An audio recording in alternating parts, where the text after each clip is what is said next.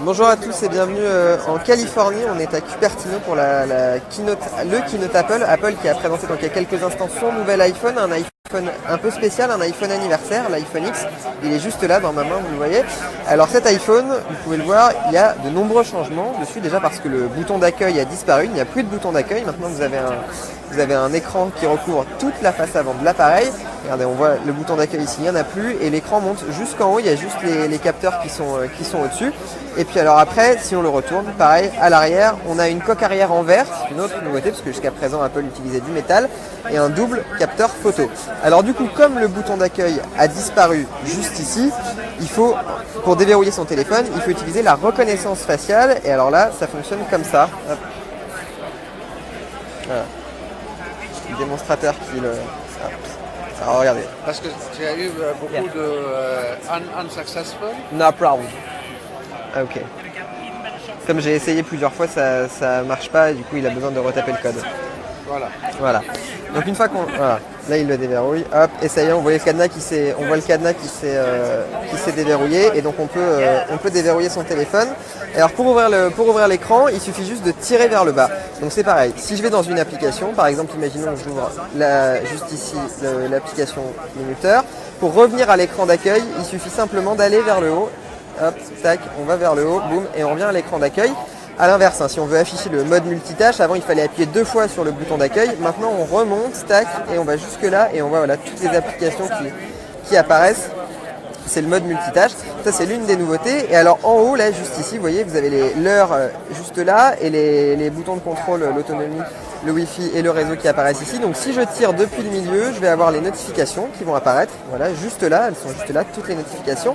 Et si je tire seulement depuis ici, je vais avoir le centre de contrôle auquel on accédait avant depuis le bas de l'écran, mais maintenant c'est depuis le haut. Donc voilà, on peut accéder à tout ça. Autre nouveauté de cet iPhone X, à prononcer iPhone 10, c'est ce double capteur photo. Un double capteur photo, les deux caméras sont stabilisées optiquement. Ça permet de faire de meilleures photos, des photos qui ne sont pas floues, même dans des conditions de luminosité assez mauvaises. Et ça capte aussi plus de lumière pour réaliser de meilleurs clichés lorsqu'il fait sombre ou qu'il fait nuit.